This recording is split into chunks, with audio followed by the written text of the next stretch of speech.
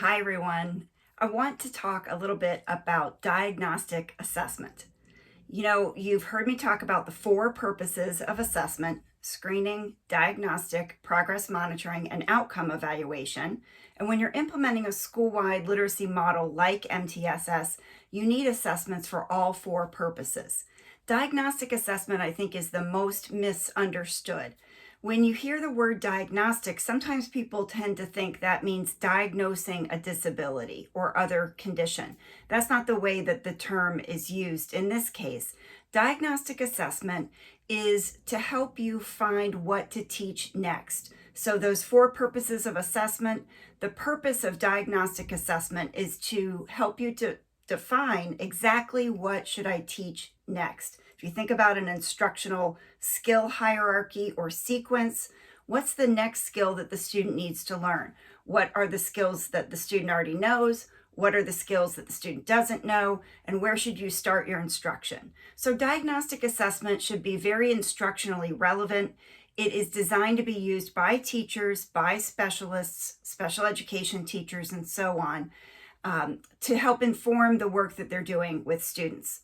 So if you want to think about it this way, a diagnostic assessment would not be a good screener. It would not be good for progress monitoring. It fills this very specific other purpose. So diagnostic assessments are typically not given to all students like screeners are.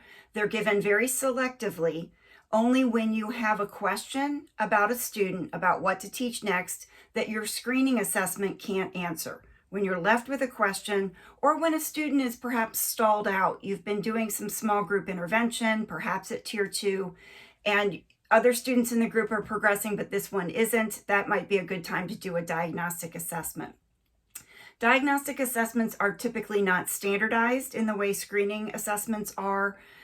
So you don't need to adhere to standardized directions or scoring procedures. There's a lot more flexibility in giving a diagnostic assessment. You're not so concerned about the score even.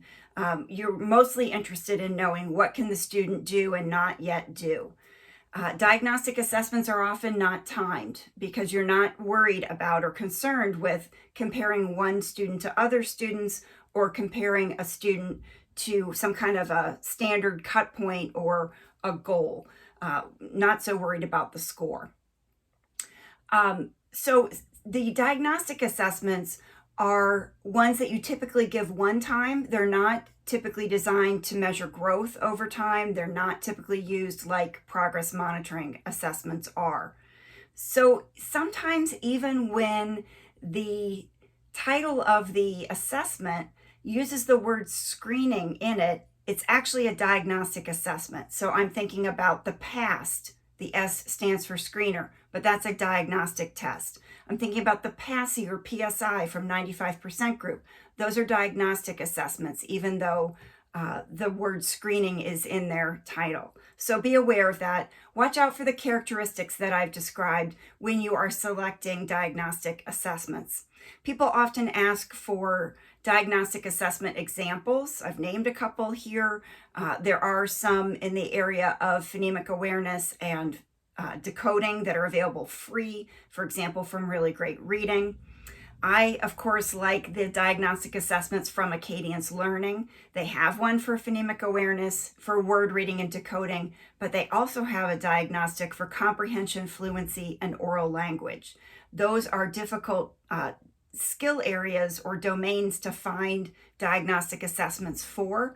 And so the diagnostic assessment for comprehension, fluency, and oral language, or CFAL, from Acadience Learning is one I would encourage you to check out. So as your school year is starting, be thinking about making sure you've got this well-rounded system of assessments that you can use when you have students in front of you this coming school year. Assessments for all four of those important purposes.